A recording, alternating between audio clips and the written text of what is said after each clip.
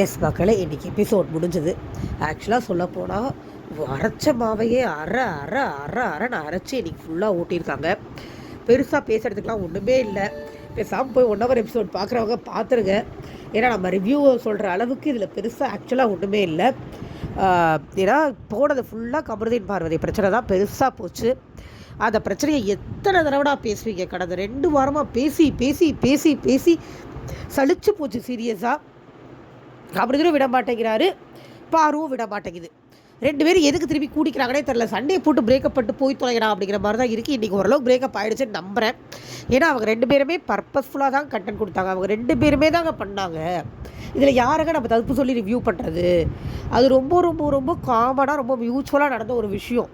Kamaruddin Parvati use பண்ணிக்கிட்டாரு, Parvati கமருதீனை use பண்ணிக்கிட்டாங்க, அவ்வளோதான். இதில் யார் பக்கமும் நியாயமும் இல்லை, யார் பக்கமும் தப்பும் இல்லை. நியாயம் தப்பு பேசணுன்னாலே நம்ம அதை விக்ரம் திவ்யா விஷயத்தில் தான் பேச வேண்டியிருக்கோம். அதுலேயும் கம்ப்ளீட்டாக திவ்யா பிஆர் தான் எல்லா பக்கமும். ஒரு மனுஷன் அழுதா அவனை அவ்வளோ பாடி ஷேம் பண்ணுறீங்க, அவ்வளோ கேவலப்படுத்துகிறாங்க. அவர் ஒரு எமோஷனில் கத்துறாருங்க நேற்று. ஆமாம் கத்துறாரு, அவ்வளோ ஓவர் போட் போயிருக்க வேணாம் தான். திவ்யா ஃபேமிலியை பற்றி தப்பாக சொல்லலை தான். ஆனால் அதுக்காக திவ்யா பண்ண மற்ற விஷயங்கள்லாம் சரின்னு ஆகிடுமா? எனக்கு அதுதான் புரியவே இல்லை. திவ்யா வந்து எப்போ பார்த்தா நான் ரூல் பிரேக் பண்ணல இஷ்டத்துக்கு வாய்க்கு வந்து அடிச்சு விடுறாங்க. துத்துன்னு ஒரு கேவலமாக ஒரு ஆக்ஷன் பண்ணாங்கல்ல விக்ரம் பேசிகிட்டு இருக்கும்போது. அதெல்லாம் எப்படிங்க நியாயத்தில் வரும்? பேசவே விட மாட்டேங்கிறாங்க, லொடலுடன் பேசிகிட்டே இருக்காங்க. அவர் ஒரு கேள்வி தானே கேட்டார், ஒரே ஒரு கேள்வி தானே இது கேட்டார். நியாயவாதிங்க கரெக்டாக நியாயமாக பதில் சொல்லுங்கள் பார்க்கலாம். அது எப்படிங்க நீங்கள் ரூல்ஸ் பிரேக் பண்ணலன்னு சொல்லுவீங்க? நீங்கள் ரூல்ஸ் பிரேக் பண்ணீங்க தானே அப்படின்னு கேட்டால் உங்களுக்கு தான் ஸ்க்ரீனை கிழிச்சிருவேன் பிக் பாஸ் சொன்னார், எனக்கு சொல்லலை அப்படின்னாங்க. அதுக்கும் அவர் நியாயமாக தான் பதில் சொன்னார். அப்போ உங்களுக்கு 15 minutes ஹோஸ்ட் பண்ணாங்கல்ல வீக்கெண்டில், அது என்னது அப்படின்னு கேட்டால் அதுக்கு பதில் சொல்ல தெரியாமல் இந்த டோனில் ஏன்ட்ட பேசாதீங்க, இந்த டோனில் ஏன்ட்ட பேசாதீங்கன்னு திவ்யா பண்ணது சரியா? திவ்யா தானங்க தப்பு பண்ணுறாங்க ஸ்டார்டிங்கில். ஏங்க எல்லாரும் விக்ரம திட்டுறீங்க? சில பெரிய பெரிய ரிவ்யூவர்ஸே விக்ரம திட்டிட்டு போயிடுறாங்க. எனக்கு புரியவே இல்லை. ஒழுங்காக பார்க்குறாங்களா ஷோவை, இல்லை கண்மூடித்தனமாக வந்து விக்ரம் மேலே இருக்கிற வன்மத்தில் எல்லாரும் பேசுகிறாங்களா? அந்த மனுஷன் மேலே அப்படி என்னங்க வன்மம் தெரியலைங்க. ஏன் கண்டுக்கு அவர் தப்பாகவே தெரியல. அவர் அழுகிறாருங்கிறதுனால உங்களுக்கு அவரை பிடிக்கலையா, இல்லை கொஞ்சம் சென்சிட்டிவாக இருக்காருன்றதுனால பிடிக்கலையா? அந்த மாதிரி மனுஷங்களை பிடிக்க மாட்டேங்குதா? அப்போ பார்க்குறவங்க மேலே தாங்க பிரச்சனை. அவர் மேலே பிரச்சனை இருக்கிற மாதிரி எனக்கு தெரியல. வன்மம் இருக்குது, அது இருக்குது, இது இருக்குது, இவர் இப்படி பேசுகிறாரு, அப்படி கத்துறாரு, ட்ராமா போடுறாரு. எழுதிட்டு போட்டவங்க திவ்யா குறைச்சி ட்ராமா போட்டாங்களா? அவங்க பண்ணலை தலைவலின்னு சொல்லி ஒரு நாள் நைட்டு ஃபுல்லாக உட்காந்துட்டு இல்லை, அந்த ட்ராமா ஜாலியாக இருந்துச்சா? யார் என்ன பேசுனாலும் பேச விடாமல் லபோதிபோன்னு கத்துறாங்க, அது ஜாலியாக இருக்கா?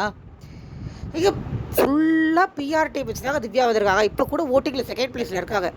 மக்களாக ஓட்டு போடுறாங்க. நான் சீரியஸாக கேட்குறேன், விக்ரம் பிடிக்காத யாருக்கும் திவ்யாவோட பெருசாக பிடிக்கிறது இல்லை.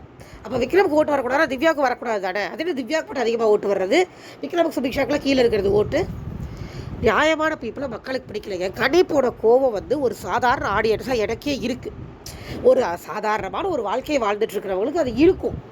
ஏன்னா ஒருத்தங்க நல்லா தானே இருந்தாங்க, நார்மலாக தானே இருந்தாங்க, அவங்க ஏன் போகிறாங்க அப்படிங்கிற கோபம் வரும். விக்ரமுக்கு அந்த கோபம் தான். ஏன் கனி ஏன் போகணும், கனி என்ன தப்பு பண்ணாங்கன்னு வர்ற கோவத்தில் ஒன்றும் தப்பு இருக்கிற மாதிரி எனக்கு தெரியல. சீரியஸாக நல்லா தானங்க விளையாட்டாங்க, நல்லா விளையாட்டாங்க. ஒரு ஃபிசிக்கல் டாஸ்கில் ஒரு உமன் கார்டை தூக்குறது கிடையாது, பீரியட்ஸ் இவங்களை மாதிரி சீன் ஓட்டுறது கிடையாது. ரொம்ப டீசெண்டாக அழகாக விளையாண்டுட்டு இருந்தாங்க. அவங்க போன கோவத்தை இவர் படுறதுல எனக்கு தப்பாகவே தெரில. ஃபஸ்ட்டு நைட்டு ஒரு ஃப்ளோவாக போக ட்ரை பண்ணுறேன். ஏன்னா எனக்கு பேசுகிறது பெருசாக ஒன்றும் இல்லை, பட் இருந்தாலும் ஒரு சின்ன ஃப்ளோ போயிடுவோம். நைட்டு வந்து கமருதீன் வந்து சாண்ட்ராட்ட புலம்பிட்டு இருக்காரு இந்த பேட் டச் இஷ்யூவை. திருப்பி ஏன்டா எடுத்துட்டு வந்தேன் அப்படின்னு கேட்டால், இல்லை அவன் வந்து அப்படி தோணுச்சுன்னு சொல்லிட்டே இருக்கா, அதனால தான் எடுத்துகிட்டு வந்தேன் அப்படின்னு ஒரு விளக்கம் அவர் கொடுக்குறாரு. சச்ச யூஸ்லெஸ் விளக்கம், அதுவும் அது யூஸ்லெஸ் டாபிக் தான். அடுத்து காலையில் விக்ரம் வந்து கேமரா கிட்ட புலம்புறது அமித்தையும் சேர்த்து தான் சொல்கிறாரு. அமித் கடி 2 பேர் காலையில் எழுந்திருப்பீங்க கூட, நம்ம 3 பேர் தான் லூஸ் மாதிரி பேய் மாதிரி சுற்றிட்டு இருப்போம், இப்போ நீங்கள் 2 பேர் இல்லைங்கிறது எனக்கு கஷ்டமாக இருக்குது அப்படின்னு சொல்லி அமித்தையும் சேர்த்து தான் சொல்கிறாரு. கடி போனது அவரால் ஏற்றுக்க முடியல. அவர் அழுகிறது எனக்குமே வந்து ப்ளீஸிங்காக இல்லை பார்க்குறதுக்கு. பட் அதுக்காக ஒரு ஆம்பளை ஃபீல் பண்ணி அழக்கூடாது அப்படின்னு நீங்கள் சொல்கிறதையுமே வந்து என்னால் ஒத்துக்க முடியாது. அவர் வீட்டில் மேபி ஒரே கிட்டாக வளர்ந்த மாதிரி தான் இருக்குது பார்த்தா. செல்லமாக வளர்ந்துருந்துருக்கலாம், நல்லா தானங்க வளர்ந்துருக்காரு, என்னங்க தப்பு பண்ணார்? யாரையாவது கை நீட்டி அந்த சில விஷயங்கள் அந்த எனக்கும் வந்து அவர் காலை இழுத்து விட்டதெல்லாம் உடன்பாடே கிடையாது. அதில் அவர் ரெட் கார்டே கொடுக்கறனால கொடுக்கணும்னு நான் சொல்லியிருக்கேன் தான். பட் இங்கே இருக்கிறவங்கெல்லாம் பெரிய நியாயஸ்தக மாதிரியும் ரொம்ப அவர் தான் தப்பு பண்ணுற மாதிரியும் அவர் ரொம்ப பேடாக ப்ரோட்ரை பண்ணாலும் எனக்கு சரியாகவே படலை. யாருமே சரியில்லை அந்த வீட்டில். வந்த இப்போ 20 பேரில் ஒருத்தர் கூட உருப்படி இல்லை. பரவாயில்ல டைட்டில் வினர் பண்ணால் பரவாயில்ல அப்படின்னு நினைக்கிற அளவுக்கு கூட நான் யாருமே இல்லை தான் சொல்லுவேன், இன்க்ளூடிங் வினோத்துமே இஷ்டத்துக்கு மாற்றி பேசுகிறாரு. அவரும் கூட சொல்கிறார், உடனே நான் சொல்லலை அப்படிங்கிறாரு. அவரும் அப்படி தான் பண்ணுறாரு. திவ்யா, வினோத், பார்வதி, சாண்டால ஒரே கேட்டகிரி தான்.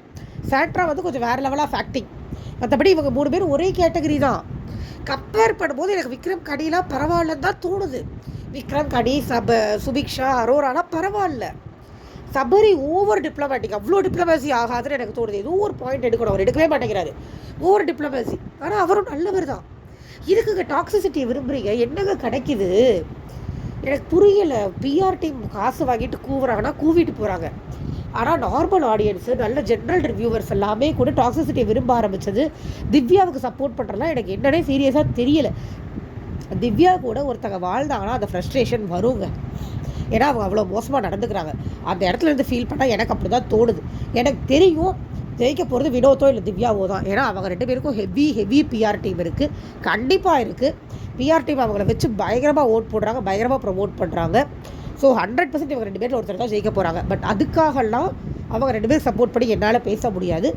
என்னுடைய பார்வைக்கு அவங்க 2 பேரை விட இவங்கெல்லாம் பெட்டராக தான் தெரியுறாங்க.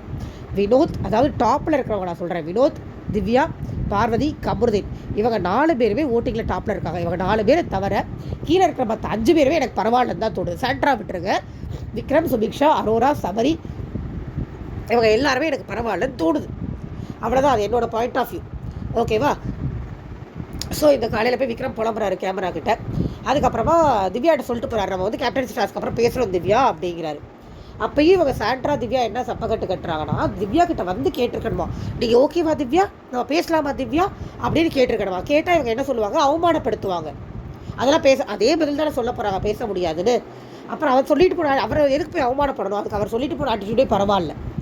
அதே மாதிரி லிவிங் ஏரியாவில் ஏன் பேசுகிறாருன்னு ஒரு கேள்வி கேட்குறாங்க நாமினேஷன் பண்ணும்போது மக்கள். வேறு எங்கெங்க பேசுறது, வேறு எங்கேயுமே திவ்யா பேச விட மாட்டாங்க. நம்பூதிமுன் கத்துவாங்க. திவ்யா வாயமுட்டுக்காரர் ஒரே இடம் அதுதான். திவ்யா வாங்க மட்டும் தான் அட்ரஸ் பண்ண முடியாது. எனக்கு தப்பாக தெரியல, வார்த்தைகள் தப்புன்னு சொல்கிறீங்க, எனக்கு வார்த்தையும் தப்பாக தெரியல. I'm really sorry for that. அந்த இடத்துல ஒருத்தர் ஃபேஸ் பண்ணால் அவங்களுக்கு அப்படி தாங்க பேச தோணும். அவங்களுக்கு யாருக்கு அவ்வளோ அவமானப்படுத்துறதுக்கு உரிமை கொடுத்தது? அவங்கள ஒருத்தவங்க அவமானப்படுத்தினா அவங்க சும்மா இருப்பாங்களா? ப்ராக்டிஸ் வாட் யூ ப்ரீச்னு ஒன்று இருக்குல்ல. அவங்க எல்லாருக்கிட்டையும் என்ன மரியாதையும் என்ன டெக்கோரம் டிசிப்ளின் மண்ணாங்கட்டி எதிர்பார்க்குறாங்களோ அதே டெக்கோரம் டிசிப்ளின் மண்ணாங்கட்டி மரியாதையை அவங்களும் கொடுக்கணும். விக்ரம் கத்துனார் தாங்க, நான் இல்லைன்னு சொல்ல. கத்துனதுக்கப்புறம் அவர் வந்தார்ல சாஃப்டாக பேசுறதுக்கு. அப்போ இந்த அம்மா அவரை மார்க் பண்ணிச்சா இல்லையா, நான் அவ்வளோதான் கேட்குறேன். அவங்க வந்து அவர் தப்பு பண்ணாருன்னு சொல்கிறாங்கன்னா இவங்க தப்பு பண்ணக்கூடாதுல்ல. எனக்கு பேசுறதுக்கு விருப்பம் திவ்யா போயிருந்தாங்கன்னா ஃபைன். ஏன்னா விக்ரம் கத்திட்டாரு, அதுலேருந்து பயந்து திவ்யா ஓடிட்டாங்கன்னு நான் ஒத்துப்பேன். இதை இப்படி தான் நீங்கள் ப்ரோட்ரே பண்ணுறாங்க வெளியில் இருக்கிற எல்லாரும். ஆனால் அது நடக்கலை. நான் பார்த்தேன் 1 ஹவரில் இருக்குது, கண்மூடித்தனமாக மக்கள் பார்க்குறாங்க. விக்ரம் கத்துனாரு, அஃப்கோர்ஸ் ஓவர் எக்ஸாசரேட் ஆகி கத்துனாரு.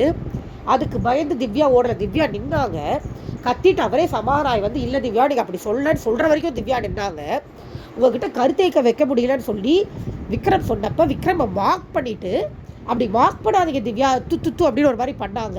அப்படி மார்க் பண்ணாதீங்க திவ்யான்னு எல்லாரும் சொன்ன உடனே ஐயோ நம்ம பக்கம் திரும்புகிறாங்களேன்னு பயந்து ஓடுனாங்க. இது நடந்தது. இதையை விட்டு போட்டு எல்லாரும் என்ன சொல்கிறீங்க, விக்ரம் கத்திட்டாரு, பயமுறுத்திட்டாரு, திவ்யா அப்படி தான் பேசுகிறாங்க உள்ள, அதனால நான் பயந்து போயிட்டேன்னு சொல்கிறாங்க. அவங்க மார்க் பண்ணது வரவே மாட்டேங்குது. அவங்க தான் டாபிக் எடுத்தாங்க, அதுவும் வர மாட்டேங்குது. இன்றைக்கி மறுபடியும் நாமினேஷன் பண்ணும்போது ஃபேமிலி எடுத்தாங்க. அப்பயே விக்ரம் சொன்னார், முடிச்சதுக்கப்புறமா பார்வதி சொன்னார், நான் அவ்வளோ தூரம் சண்டை போட்டதுக்கப்புறமா இவங்களுக்குறானா இவங்களை நான் என்ன பண்ணுறது பாரு அப்படின்னு கேட்டார். அப்போ அவங்களுக்கு மட்டும் அந்த வீட்டில் எல்லா ரைட்ஸும் இருக்குது. என்ன தைரியம் 200% ஓட்டு இருக்குன்னு அவங்க அண்ணா சொல்லிட்டு போன தைரியத்தில் ஆடுறாங்க திவ்யா. சீரியஸாக நான் சொல்கிறேங்க, திவ்யா ரொம்ப ரொம்ப ரொம்ப அடமெண்ட், பயங்கரமான ஒரு ஜீரோ ஹியூமனிட்டி இருக்கிற ஒரு ஆள். அவங்கள்ட்ட பழகவே முடியாது. அது நார்மலாக பார்க்குற ஆடியன்ஸ் எல்லாருக்கும் தெரியும். ஆனால் காசை வாங்கிட்டு பிஆர் பண்ணுறவங்களுக்கு, இல்லை விக்ரம் மேலே வன்மத்தில் திவ்யா சப்போர்ட் பண்ணுறவங்களுக்குலாம் அது தெரியாது. நம்ம அவுட் ஆஃப் டாபிக் போயிட்டே இருக்கோம். பட் பேசுகிறதுக்கு ப்ராப்பராக எதுவும் இல்லாதனால அப்படி போகுது. ஓகே, ஸோ காலையில் என்ன ஃபஸ்ட்டு டாஸ்க் வருதுன்னா, யார் வந்து பிஆர் டீம் வச்சுட்டு வந்திருக்காங்க, பிஆர் டீம் ஓட்ஸ்னால மட்டும் யார் முன்னேறி போகிறாங்க, இங்கே எதுவும் பர்ஃபார்ம் பண்ணாமல் வெறும் பிஆர் டீம்கிட்ட ஓட்ஸ்னால யார் முன்னேறி போகிறாங்கன்னு ரொம்ப அழகாக ஒரு கேள்வி கேட்டார் பிக் பாஸ். அழகாக பதில் சொல்லியிருக்கலாம். ஆனால் அதுக்கு ஒருத்தர் கூட அதுக்கு கரெக்டான பதில் சொல்லலை. எல்லாரையும் சொல்கிறேன், வினோத் மட்டும் நான் இதிலே சொல்லியிருப்பேன், ரிவ்யூலேயே சொல்லியிருப்பேன், ப்ரொமோ ரிவ்யூலேயே. வினோத் மட்டும் போய் திவ்யா கரெக்டாக சொன்னால் அதை கட் பண்ணி தூக்கிட்டாங்க 1 ஹவரில். திவ்யா ஒன்றுமே பண்ணாமல் இருக்காங்க, அவங்களுக்கு இவ்வளோ ஓட்டு வருது அப்படின்னா அதுக்கு பிஆர் தான் காரணம்னு தெளிவாக சொன்னார் வினோத். மற்றபடி எல்லாருமே உங்களுக்கு சோஷியல் மீடியா இருக்குது, நீங்கள் ஆல்ரெடி பிரபலம், அதனால் உங்கள் டீம் உங்களை ப்ரமோட் பண்ணுவாங்கன்னு சம்மந்தம்லாம் பேசிகிட்டு இருந்தாங்க. எல்லாருமே அப்படி தான் பேசுகிறாங்க. விக்ரம் போய் திவ்யாவுக்கு சொன்னார், திவ்யா வந்து விக்ரம் சுபிக்ஷாக்கு சொன்னாங்க, லிட்ரலி அப்படி தான் பேசிகிட்டு இருந்தாங்க. அதுக்கப்புறமா இந்த கமருதீன் பார்வதி பிரச்சனை ஆரம்பிக்குது. கமருதீன் மறுபடியும் அதை இழுக்கிறாரு. இது ஆக்சுவலாக பார்வை தான் ஏதோ ஆரம்பித்தாங்க. நீ வன்மத்தெல்லாம் கொட்டுறேன்னொடனே ஆமாமா நீ பேட் டச்சுன்னு சொல்கிறேன்னு மறுபடியும் ஆரம்பிக்கிறாங்க. எகெயின் இவர் விளையாடி மேலே போயிட்டுன்னு அதை சொல்லும் போது இவங்க மறுபடியும் வந்து விளக்கம் கொடுக்குறாங்க, நான் அப்படி சொல்லவே இல்லை அப்படின்னு சொல்லிவிட்டு இவங்க அழும்போது அவர் டென்ஷன் ஆகிட்டார். ஒரு பொண்ணு அழுதா எல்லாம் சரியாக போச்சான்னு அவர் ஒரு பக்கம் கத்த. அப்புறம் கடைசியில் விக்ரம் வந்து அதை சொல்லி புரிய வச்சார். நீங்கள் இந்த இடத்துல நோட் பண்ணிக்கலாம், உங்களுக்கு தெரியும். விக்ரம் எழுந்து வந்து ரொம்ப அழகாக அதுக்கு ஒரு க்ளோஷர் கொடுத்தாரு. அவள் இப்படி தாண்டா சொல்கிறா, உனக்கு சாடி தாண்டா கேட்குறா, அவள் செஞ்ச தப்புன்னு தாண்டா சொல்கிறா, நியாயம்னு சொல்லலடா, அவள் அப்படி ஃபீல் பண்ணேன்னு சொல்கிறதுக்கு அர்த்தம் நீ எடுத்துக்கிறது இல்லைடான்னு அழகாக க்ளோஷர் கொடுத்ததுக்கு அப்புறமா திவ்யா வராங்க. விக்ரம் ஸ்கோர் பண்ணிட்டாராம். அந்த இடத்துல வந்து தானும் ஸ்கோர் பண்ணும் அப்படிங்கிறதுக்காக அவங்களும் வந்து அவங்க பங்குக்கு ஒரு க்ளோஷர் கொடுத்துட்டு போகிறாங்க. கமருதீன் கரெக்டு தான், கோவப்படாதீங்க கமருதீன், புரிஞ்சுக்கோங்க கமருதீன், ஏதோ ஒன்று கொடுத்துட்டு போகிறாங்க. அண்ட் நான் ரிவ்யூலேயே சொல்லியிருந்தேன், பார்வதி சாண்ட்ரா திவ்யா ஒன்று சேர்ந்துருவாங்க அப்படின்னு. அதுதான் இன்றைக்கி லிட்டரலி நடந்தது. பார்வதி சாண்ட்ரா திவ்யா ஒன்றா சேர்ந்துட்டாங்க. எதுக்கு எதிராக? விக்ரம் சுபிக்ஷாவுக்கு எதிராக. அவங்க விக்ரமே சுபிக்ஷா வெளியில் அனுப்பணும் அப்படிங்கிறது அவங்களோட பிளான். ஸோ அதுக்கு எதிராக அவங்க ஃபார்ம் பண்ணியிருக்காங்க. அவ்வளோதான், இந்த டீம் ஃபார்ம் ஆகிடும்னு எனக்கு தெரியும். பார்வதியும் திவ்யாவும் அவங்களுக்குள்ளே இருக்கிற பிரச்சனையை தூக்கி போட்டுட்டு இவங்களை வெளியில் அனுப்புறதுக்காக ஒன்று கூடிப்பாங்க. நான் ரிவ்யூலே சொல்லியிருந்தேன், போய் பாருங்கள், அதை கரெக்டாக இன்றைக்கி பண்ணிட்டாங்க. இந்த பிரச்சனை இது பெருசாக போச்சுங்க, நான் சொல்கிறக்கே விரும்பலை, டிஸ்கஸ் பண்ணுறதுக்கு ஒன்றுமே இல்லை. பார்வதி தெரிஞ்சே கமருதீன் கூட பழகிட்டு அவர் மேலே ஒரு பேட் நேம் க்ரியேட் பண்ணாங்க. அது கமருதீனுக்கு தெரியும். தெரிஞ்சதுக்கப்புறமா அவர் இத்தனை நாள் நல்லா தான் பழகிட்டு இருந்தார். இப்போ அவர் தேவையில்லாமல் அந்த டாப்பிக்கை திருப்பி எடுத்துகிட்டு வராரு. இதில் 2 பேர் மேலேயுமே தப்பு. நான் யாருக்குமே சப்போர்ட் பண்ண மாட்டேன். எப்படியோ பேசி 2 பேர் ஒரு மாதிரி பிரேக்கப் மாதிரி நீயும் பேசாத நானும் பேசாத மாதிரி முடிச்சிட்டாங்க. இதுக்கப்புறமா சுபிக்ஷா வந்து நான் மீனவ பொண்ணுன்ற இது சொல்லும் போது வினோத் வந்து சொல்கிறாரு, நீ எப்போ பாரு அந்த கடையை தூக்கிட்டு வராதான்னு ஒரு வார்த்தையை விட்டார். சுபிக்ஷா போய் சொல்கிறாங்க, நான் ஏன் எடுத்துகிட்டு வரக்கூடாது, அது ஏன் இஷ்டம், மீனவ பொண்ணு நான் சொல்லிக்கிறேன், உங்களுக்கு என்ன இருக்குது அப்படின்னா, ஐயோ நான் இல்லை அப்படி சொல்லவே இல்லைன்னு போய் சொன்னார். லிட்டரலி போய் சொன்னாருங்க.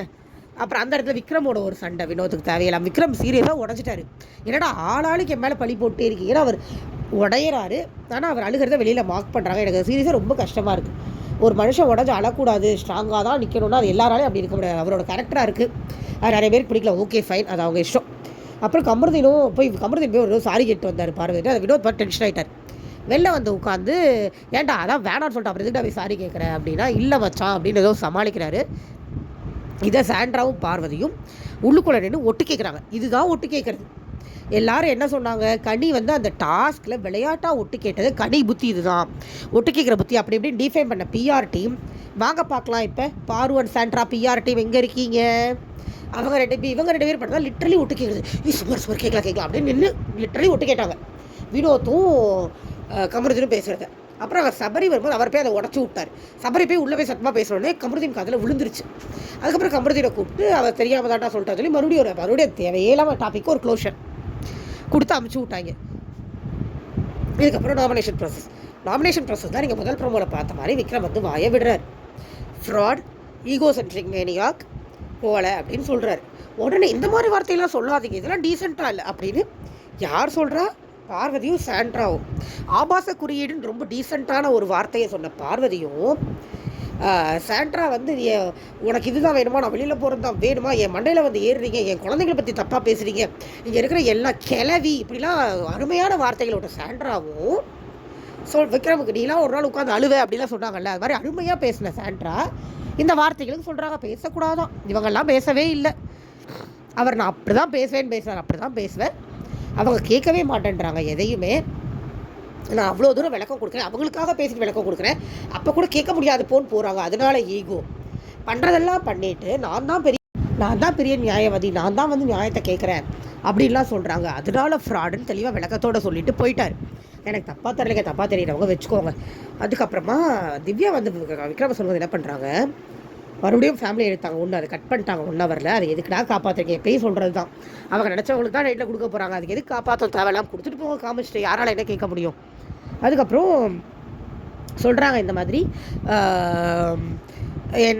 அவர் தான் பிக் பாஸுக்கு வந்து ட்ரூவாக இருக்குன்னு காமிச்சிக்கிறாரு அப்படின்னு. அவர் ட்ரூவாக தாங்க இருக்கார், அவர் முடிஞ்ச வரைக்கும் இருக்க ட்ரை பண்ணுறாரு. இவங்களை மாதிரி பிக் பாஸ் இடத்த சொன்னால் எனக்கு என்னென்னு ஆடலை, சங்கு புங்குன்னு எந்த மரியாதையும் கொடுக்காம அவர் இருக்க ட்ரை பண்ணுறாரு.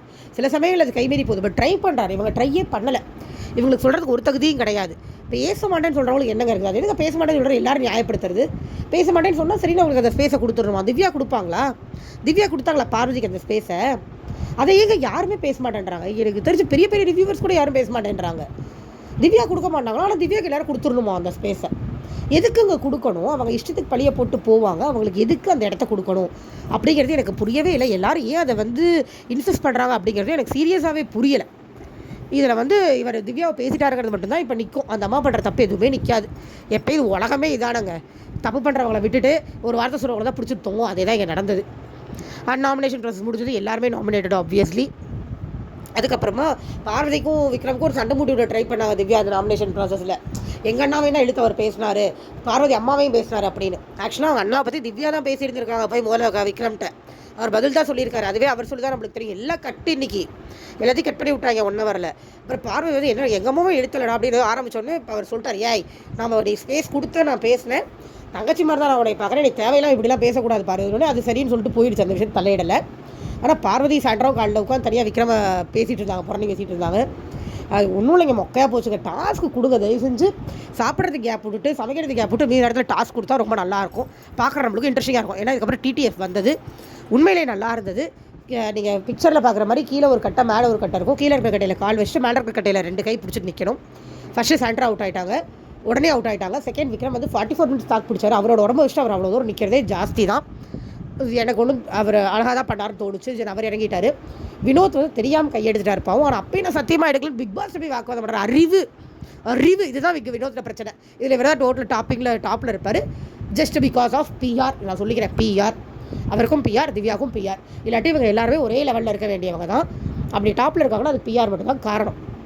அதே மாதிரி சபரியும் கையெடுத்து கீழே இறங்கிட்டார். அண்ட் நம்மளுக்கு ப்ரொமோலியே காமிச்சிட்டாங்க, நாளைக்கு வின்னர் சுபிக்ஷா தான் அப்படிங்கிறது. பட் இதில் ஏன் வரலன்னு தெரியல, 1 ஹவரில் இதோட இவங்க 4 பேர் உட்காந்துருக்கிறதோடு கட் பண்ணிட்டாங்க. மேபி வேறு ஏதாவது பில்டப் நடந்திருக்கலாம், நடுவில் ஏதாவது சம்பவங்கள் நடந்திருக்கலாம். அதெல்லாம் நம்மளுக்கு நாளைக்கு பார்த்தா தான் தெரியும். இப்போ நான் போய் லைவ் பார்த்துட்டு வரேன், லைவில் அந்த டாஸ்க் போயிட்டுருக்கு, ஜாலியாக இருக்கும்னு நினைக்கிறேன். உங்களுக்கு இந்த வாரம் யார் போவாங்க அப்படிங்கிறது எனக்கு கமெண்ட் பண்ணுங்கள். என்னுடைய கெஸ் என்னன்னா விக்ரமை தூக்கிடுவாங்கன்னு தான் தோணுது. ஏன்னா கம்ப்ளீட் நெகட்டிவிட்டி மாதிரி தான் விக்ரமுக்கு ப்ரோட்ரே பண்ணிகிட்டு இருக்காங்க. சரி, எனக்கு தெரியலை, எனக்கு 1 ஹவர் பார்த்தாலுமே எனக்கு விக்ரமில் தப்பு இருக்கிற மாதிரி தெரில. பட் நிறைய பேர் வெளியில் வந்து விக்ரமில் நெகட்டிவிட்டி தான் ஸ்பெட் பண்ணுறாங்க. அப்படிங்கும்போது ஏன்னா திவ்யாவோட பிஆர் டீம் பெரிய பிஆர் டீம். சாண்ட்ராவே சொல்கிறாங்க இன்றைக்கி பிஆர் டீம் 30 லட்ச ரூபா செலவு பண்ணுறாங்க அப்படின்னு. ஸோ திவ்யா 30 லட்ச ரூபா செலவு பண்ணிட்டு வந்திருக்காங்க அப்படிங்கும்போது அவங்க அதுக்குரிய ஒர்த்தான வேலையை பார்க்க தான் செய்வாங்க. அண்ட் அதே மாதிரி தான் வினோத்துக்கும் பிஆர் டீம் இருக்குது, ஒன்றும் பண்ண முடியாது. அவங்களாம் அவங்க வேலையை பண்ண தான் செய்வாங்க. கமருதீன் வரதெல்லாம் என்ன லிஸ்ட்டு, கமருதீன் பார்வதியெலாம் என்ன கருமாந்திரம்னே தெரியல, அவங்களும் டாப்பில் தான் இருக்காங்க ஓட்டிங்கில். அவங்கள மீறி யாரும் வர முடியாது. ஏன்னா டச்சிங்லேயே அன்அஃபிஷியல் இல்லை, அஃபிஷியல் எப்படி இருக்குன்னு எனக்கு தெரியல. அஃபிஷியல் எனக்கு பிடிச்சவங்களுக்கு நான் போடுவேன், உங்களுக்கு பிடிச்சவங்களுக்கு நீங்கள் ஓட் பண்ணுங்கள். யார் ஜெயிச்சாலும் ஜஸ்ட் கேம் ஷோ. பட் நம்மளுக்கு தோன்றதை பேசுகிறோம், அவ்வளோதான். என்னோட கருத்து உங்களுக்கும் உடன்பட்டது அப்படின்னா சப்போர்ட் பண்ணுங்கள், லைக் பண்ணி ஷேர் பண்ணி சப்ஸ்கிரைப் பண்ணி சப்போர்ட் பண்ணுங்கள். Thank you so much. நம்ம நாளைக்கு சந்திக்கலாம். Bye by.